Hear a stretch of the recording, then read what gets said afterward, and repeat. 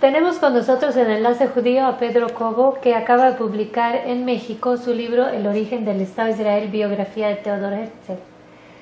Y es un honor, la verdad, tenerte, Pedro, para esta entrevista. Gracias a ti, May. Probablemente se presente este libro en el Centro Deportivo Israelita el 20 de marzo a las 12 del día, para invitar a toda nuestra gente de Enlace Judío, nuestros lectores, que vengan a conocer y a escuchar acerca de este libro. Entonces, mi primera pregunta, Pedro, sería: ¿qué hace que un español se interese por la historia del sionismo? Bueno, pues en España, pues, como es conocido, no hay muchos judíos. De hecho, el primer judío con el que me encontré fue cuando tenía 35 años. Bueno, yo estudié enfermería antes de estudiar historia, entonces en un consultorio encontré a un judío, un señor muy simpático. Ya me he puesto a platicar con él, pero digo, no hay, pues es rarísimo, ¿no? No sé qué porcentaje, pero muy pequeño. Pero sí tenemos, tristemente, pues una larga tradición antisemita. Es más, yo me crié bajo el franquismo, nací en el 65, pero muchos de mis libros que leía pues eran muy antisemitas, la visión típica del judío, epicurero, y además que había conspirado con los masones para cerrar España y atacar a la Iglesia Católica. Todo ese mundo pues era muy connatural a mi persona, a mi educación. Me leí los protocolos de los sabios de Sion cuando tenía 16 años, y pues entonces siempre me interesó, hasta que, bueno, empecé a estudiar historia. Y bueno, pues fui cambiando lógicamente, ¿no? Ya dices, bueno, pues estas teorías tan mafufas, dirían ustedes. Entonces, bueno, esto no se sostiene, no tiene lógica. Y bueno, pues leí algunos libros de Israel, sobre Israel, uno de Shlomo Ben-Ami, que fue embajador en España, editado en la editorial Rial, me gustó bastante. Y bueno, entonces me dediqué al franquismo, mi tesis doctoral fue sobre el franquismo, pero cuando vine a México dije, yo quiero cambiar de tema, eso el franquismo ya no me interesa tanto. Y empecé a estudiar el tema de Israel. Era un gran idealista. Entonces, bueno, finalmente él era un hombre liberal, decimonónico, donde el honor tiene mucha importancia, entonces recrimina a sus correligionarios que no se hayan levantado. Entonces él propone justamente un levantamiento a través de crear ese Estado y rehabilitar el honor judío, como si el honor judío se hubiese perdido. Yo creo que no se había perdido, ni mucho menos, pero bueno, era la visión que él tenía. Y según tú, ¿logra Israel ser el Estado que quería ser? Esa pregunta es terrible, es complicada. Y el debate es enorme, enorme. Pues mira, dentro, si para escaparme de la pregunta, si te digo la bibliografía, pues Yoram Hassoni te diría que sí, por supuesto, que el Estado actual es el Estado de Herzl. La izquierda israelita te diría que en absoluto, que Herzl quería un Estado liberal. Tiene una novelita, Al Neulan, que es muy mala desde el punto de vista literario, pero es muy buena para entender su pensamiento, donde él describe un ambiente idílico, relación entre árabes y judíos, donde los rabinos existen, pero no tienen una influencia importante, etc., ¿no? Yo creo que parte se ha conseguido, pues evidentemente la visión liberal, pues hombre, Israel sin lugar a dudas es una democracia. La idea de Herzl es tener un Estado igual a los demás, que es ser un ejemplo, pues la bandera de las 7 horas diarias, es un ejemplo de tal manera que el Estado real se ha aceptado en todo el mundo, un Estado igual a los demás. Todos sabemos que eso no se ha conseguido, por razones terriblemente complicadas, que creo que no es el momento porque nos llevaría mucho tiempo. Entonces, si Herzl estuviese ahora, se daría cuenta que el antisemitismo de corte racial, religioso por una parte, ¿no? El pueblo decida, se había cambiado en un antisemitismo de corte racial, ya en cierta manera, no siempre, pero en cierta manera se ha convertido en antisemitismo anti-israelita. Entonces se daría cuenta que estamos en el mismo sitio. ¿Anti-israelita o anti-israelí?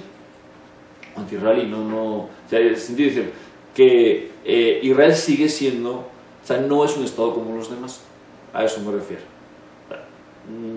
En muchos sentidos igual que los demás, pero es atacado justamente, pues, siempre están los medios de comunicación, ¿no? Como que se le sigue atacando. O sea, Herzl se dará cuenta que el deseo de ser igual a los demás, respetado igual que los demás, no se ha conseguido.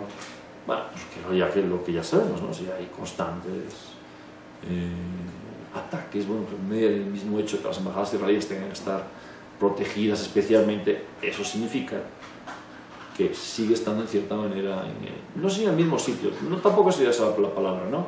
El que sigue en el gueto. O sea, la idea de dejarse salir del gueto, somos iguales a los demás, yo creo que no se ha conseguido, ¿no? Pero ser igual a los demás también perderían su identidad. Eso es la crítica durísima que le hace a Hazan, que le hace Martin Buber, que le hace, en cierta manera, Weizmann. O sea, la parte cultural dentro del propio sionismo le dicen, oye, es que no queremos ser igual a los demás. Yo, sinceramente, creo, yo soy cristiano, soy católico, no soy judío, pero pues yo creo que la belleza del judaísmo y, en cierta manera, del Estado de Israel, justamente su diferencia. Pues, precisamente la diferencia es lo que hace interesante el mundo, ¿no? Claro. Entonces, yo creo que la crítica que se hace a Herzl de que quería ser demasiado igual a los demás, sí creo que sí es válida. Claro. ¿Por qué tuvo éxito su proyecto y no el de los demás? Yo creo por dos razones. Primero, porque era ingenuo e idealista. Desde si hubiera sido realista, yo creo que no se hubiera lanzado esa loca aventura. Segundo, porque, bueno, tenía una plataforma no muy buena, pero era un representante del mejor periódico en alemán, que era el Neue Freie Presse. Era muy conocido, entonces pudo llegar a sitios donde los sionistas de Odessa y de otras zonas, pues bueno, pues eran imposible llegar. Pues a través de, como era un periodista importante, la gente sabía que ese periódico tenía mucha influencia, entonces lo recibieron. No le hicieron mucho caso al principio, pero ese tipo de pequeños detalles, que lo recibiera el Kaiser, que finalmente lo recibiera el sultán con muchas dificultades, que lo recibiera Rothschild también con muchas dificultades, no Rothschild francés, pero sí el inglés. Entonces esa plataforma, claro, cada vez que tenía una pequeña o larga entrevista, eso era conocido en el mundo judío y eso hacía que creciera. Es un personaje muy curioso y complejo, ¿no? Pero sí, o sea, realmente, cuando termina, no tiene nada desde el punto de vista teórico. Desde el punto de vista práctico, mejor dicho, no ha comprado nada en Israel, porque de hecho se negaba a comprar nada antes del reconocimiento del Estado. Pero, pues bueno, el movimiento ya estaba formado, tenía algo de dinero, tenía ya un banco y tenía mucha gente que lo seguía, ya tenía cierta influencia en Estados Unidos, mucha influencia en Inglaterra, en Viena. Entonces, pues bueno, es obvio que gracias a él el Estado de Israel surgió, quizá un poco antes de lo que de otra manera hubiera surgido.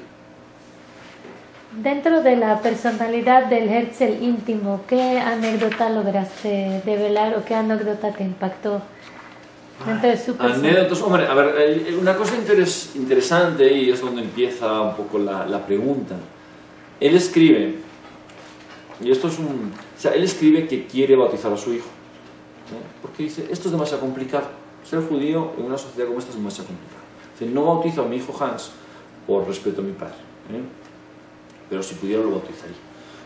Eso es poco antes de que empiece. Entonces, a partir de ahí empieza un gran movimiento interno. Cuando empieza el antisemitismo más fuerte, propone, y es donde yo digo que hay un cierto deje de locura, una asociación que lucha contra el antisemitismo, que lidera un cristiano, un católico, con una judía, le piden que les eche una mano. Entonces les escribe una carta diciendo, no, esto no tiene sentido. Lo que hay que hacer, y así escribe literalmente, está en sus memorias, es decir, que no hay duda que es espurio. Lo que hay que hacer es que todos los judíos de Viena se conviertan al catolicismo. Entonces vamos a hacer una gran... Ahí es donde está el Herzl dramaturgo. Todos los judíos en procesión, vamos a ir a la catedral de Viena. Va a estar, no sé si recuerdo, quería que estuviese el Papa, por lo menos el arzobispo. Entonces, los viejos, aquellos que ya no podemos tener hijos, nos vamos a quedar fuera. Y todos los jóvenes van a entrar a la catedral y se van a convertir. Entonces, cuando los vamos a recibir, entonces ya se acaba el problema judío, el famoso problema judío del siglo XIX. Entonces, claro, el cristiano de la Liga contra el Antisemitismo le dice, oiga, aquí estamos hablando de cosas serias, ¿cómo me dice esto? Y entonces dice, ¿cómo qué cosas serias? Todos que le tocaron el orgullo, el gesto era terrible en el orgullo, se le tocaron el orgullo, entonces escribió un montón de páginas sobre qué habría que hacer. Me parece que, bueno, pues es un hombre que se encuentra ante una situación dura, muy dura, un hombre que, pues el antisemitismo en Viena, el antisemitismo en Francia, le llega a insultar personalmente. Entonces llega a madurar y dice, bueno, pues finalmente el Estado es la solución, ¿no? Pero el cambio fue muy repentino, ¿no? Muy repentino, y entonces quizá la anécdota más interesante desde el punto de vista, pues es esa, ¿no? esa carta que le manda a esta liga para luchar contra el antisemitismo para que todos los judíos se conviertan. A los 2 años ya estaba fundado el movimiento sionista. Claro. ¿Qué importancia tiene el sionismo hoy en día en el marco del posmodernismo? Bueno, pues el problema que tiene el sionismo, lo mismo que tiene cualquier nacionalismo, y podemos decir el mismo que tiene cualquier religión. Es decir, en el momento que la posmodernidad duda de cualquier verdad fuerte, todo es light, no tiene mucho sentido tampoco morir por algo. Ni tiene sentido morir por la religión católica, ni por la judía, ni por el islam, y mucho menos por una nación. O sea, eso de que yo creo que en parte es bueno, ¿eh? Eso de que los alemanes en la Primera Guerra Mundial, franceses, dijeron, hay que morir por la patria, ¿no? La patria, ¿quién es esa señora, no? ¿Por qué voy a morir yo por esa señora? A ver, que me la presenten, ¿no? Es el famoso libro de Sinodad en el Frente, ¿no? Es una pacifista que me gusta mucho, es una crítica absurda a esa visión de la nación. Bueno, entonces eso en el contexto que estamos. Entonces, claro, en ese contexto ideológico, defender una visión de Estado típicamente judío, en un mundo donde se prima o se beneficia la mezcla de razas, de culturas, donde no hay ideas fuertes, todo lo fuerte suena a dogmatismo, a intolerancia y demás, pues proponer que haya un Estado específicamente judío, donde hay una mayoría judía, como es lo que quería Herzl, pues realmente suena mal. Pero no, digo, yo no creo que suene mal, y ahí en este caso porque hay antisemitismo, sino porque sonaría mal que alguien dijese que era un Estado católico en España. Claro, la diferencia es que España es mayoría católica, y como alguien dice, pues hay muchos países católicos, no pasa nada, que el caso de Israel es único. Yo creo que un poco va por ahí, ¿no? O sea, no es tan fácil vender esa idea en el contexto de la posmodernidad. Mayoría judía, porque somos el único Estado. Sí se entiende, pero vuelvo a repetir, eso de ideas fuertes no está bien visto. Suena dogma retrógrado, ultraortodoxo. Ahora, yo creo que, como comentábamos un poquito antes, la posmodernidad, que tiene grandes beneficios, creo que sí tiene grandes beneficios, porque relativiza algunas cuestiones que yo mismo, siendo de niño, pues, la patria, el Estado, dices, oye, pues hay cosas más importantes que el Estado, ¿no? La persona está muy por encima del Estado, además. Teniendo cosas así muy positivas, la tolerancia, por ejemplo, la diversidad, el valor, pues tiene argumentos muy pobres a la hora de luchar justamente contra la intolerancia, porque si no defiendes ideas fuertes, no te quedas desarmado. Entonces yo creo que si hay dogmas en la vida, hay un dogma que hay que ser total y absolutamente intolerante con los intolerantes. O sea, ahí no puedes dejar, porque ese es tu dogma, y otro dogma es respetar las minorías, respetar las religiones. Es decir, sí hay dogmas. Entonces la posmodernidad desde el punto de vista ideológico es muy débil para defender sus dogmas. De hecho, no cree que haya dogmas, ¿no? Entonces yo creo que Israel tiene una serie de problemas a nivel de opinión pública que tiene mucho que ver con este tipo de cultura, de construcción, ¿no? ¿Cómo entra en eso, por ejemplo, el problema de Irán ahorita y de la necesidad de defender al Estado judío contra...?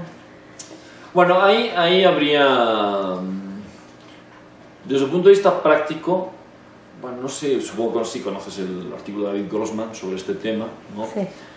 Entonces, yo creo que en gran parte, comparto lo que dice David Grossman, es decir, no creo que solucione un ataque. Sería de tal magnitud, o sea, la complicación en Oriente Medio sea de tal magnitud que creo que el daño sería mucho peor que esperar a ver qué pasa. Lo que se está viendo es una pelea terrible entre chiitas y sunitas, ¿no? En Siria, y en Líbano, y en Qatar, no en Bahrein, en Qatar también, pero en Bahrein en cierta manera, la suite en Yemen. Entonces, eso a los chiitas los pondría como mártires en cuanto a su difusión en Oriente Medio sería la propaganda ideal que Israel atacase. Entonces sería jugar en sus manos. Pues yo, mira, jugar su juego de ellos. La pregunta es difícil. Realmente, cuando digo difícil es que yo no tengo las respuestas sinceramente. Yo lo he pensado bastante esto. Yo no creo que sea adecuado un ataque, sea terrible para todo el mundo. Bueno, ahí el Baradei, cuando escribe su libro sobre la energía nuclear, sí acusa bastante a Estados Unidos de que le faltó paciencia con Irán y que no acabó de entender el orgullo del persa, ya no del musulmán, sino del persa. La cultura iraní es muy antigua. Entonces dijo que en el control de las armas nucleares, no armas nucleares, del desarrollo energético nuclear, llegó momentos que los iraníes estaban dispuestos a ceder a cambio de otra serie de cuestiones, ¿no? Para que hubiese control. Incluso están dispuestos a que el enriquecimiento de uranio se hiciese en Turquía, bueno, se hiciese en Irán, pero el uranio enriquecido que estaba en Irán, enviarlo a Turquía para que no aumentase la cantidad. Entonces sí cedieron mucho. Entonces Estados Unidos pidió más y más y más. Entonces, según el Baradei, dice, bueno, es que tocaron ya algo muy importante, el honor, la desconfianza constante del gobierno. Entonces se rompieron las negociaciones y tuvieron que salir los observadores. No sé, no estudio tanto el tema para saber si eso es cierto, ¿no? Quizá, pero yo creo que hay que agotar. En la guerra no creo que sea solución. Me pareció la guerra de Irak, me pareció totalmente equivocada por muchas razones, y una guerra ahí no creo que fuese conveniente. ¿Y qué lecciones hacer este libro te ha dejado en cuanto al conflicto palestino-israelí? Lecciones. Bueno, ¿qué he entendido yo ahí? ¿Qué he entendido? Por eso fui a buscar. Yo creo que Herzl, yo creo que no acabo de entender la especificidad y la bondad justamente de la diversidad en el pueblo judío, por una parte, ¿no? En el mismo pueblo judío. Sí, de hecho la edición del 1920 de Al Neuland, la introducción, hace una chica judía y le critica y dice, bueno, es que se nota que le faltó entender el alma judía, ¿no? Que es la crítica que le hacen los culturalistas. Yo creo que sí, eso es cierto, ¿no? Porque las facciones son tantas y tan pequeñas que necesita unas frente a otras. Y es lo que le pasa no solo a este gobierno que es de derecha, sino a los anteriores, que cuando quiere poner en la mesa una retirada unilateral de Cisjordania o consensuada, pues no puede. Entonces, eso al no poder genera una serie de problemas terribles. Y eso, digo, estoy simplificando mucho, genera una opinión pública muy negativa hacia el gobierno de Israel. Entonces, pues cuando la gente dice, bueno, ¿por qué no se van? Y yo les digo, pues muy sencillo, porque no pueden. O sea, el gobierno israelí no puede poner encima de la mesa. O sea, le costó mucho irse de Gaza, que eran 5.000. O sea, ¿cómo retiras a 500.000? ¿Qué fue lo que los judíos no hicieron con los árabes? ¿Qué fue lo que no entendieron de los árabes que es el que les causa tantos conflictos? ¿Qué no hicieron? Esto es muy sencillo. Yo quiero ese trozo de terreno, ellos también. Si yo aprendo árabe y ellos aprenden hebreo, sigo queriendo lo mismo. Para aprenderlo, la única forma de hacer es arrebatar. Así más o menos, ¿no? Esto es una frase del 22-23. Entonces, no sé. O sea, son preguntas terriblemente difíciles, muy difíciles de contestar. Hablando de antisemitismo, España es uno de los países más antisemitas de Europa. ¿A qué le atribuyes eso? Perdón, bueno, ese dato me lo dices fehacientemente, supongo que tienes alguna estadística, ¿no? Sí. O una estadística. Bueno, algunos estudios que... Bueno, ¿tú consideras que no? No lo sé, estadísticamente no lo sé. Que España es un país antisemita, así, en general, en genere, Pues sí, yo diría que sí. Claro, es un antisemitismo... Tú mencionabas incluso que... Sí, no, familiarmente, pues digo, en mi casa había muchos libros, ¿no? De hecho, pues yo creo que un poco el libro que me hizo cambiar de opinión fue un libro ya que no tenía autor. Y entonces explicaba la Guerra Fría en el contexto de que los judíos norteamericanos estaban peleando con los judíos rusos. Entonces la confrontación mundial era una pelea entre judíos. Entonces yo dije, no, esto está ya muy fumado. Y esto no tiene sentido. Yo creo, no me acuerdo, sinceramente. Después yo cuando pensaba muchas veces este tema, o sea, cuando yo empecé a cambiar esa visión que tenía, pues como niño, casi niño, adolescente, que me leí los protocolos de los héroes de Sion. Sí es cierto, sí, nosotros teníamos una vocación antisemita. Pues yo supongo, porque desde los reyes católicos, la expulsión... Franco tenía una obsesión terrible contra el tema. Bueno, pues publiqué un pequeño articulito sobre Franco y los judíos. Sí. Y después Franco ayudó, en parte, medio ayudó, vamos, por lo menos algunos se salvaron gracias a Franco, aunque después los expulsaba de España, pero bueno, salvó de las guerras nazis. Entonces, pues yo creo que ahí está el famoso pueblo, por desgracia, deicida, ¿no? Claro. Si tuvieras que cambiar el himno de Israel, ¿lo llamarías de nuevo La Esperanza? Pues yo sí le seguiré llamando. Es decir, pues hay que luchar. O sea, hay que luchar. Recuerdo, pues, no me acuerdo el nombre, ¿no? La agregada cultural de la embajada israelí hace 10 años, 9 años. ¿No? Estuve platicando con ella, tomando un café. Y yo le dije, bueno, es que yo esto no le veo salida.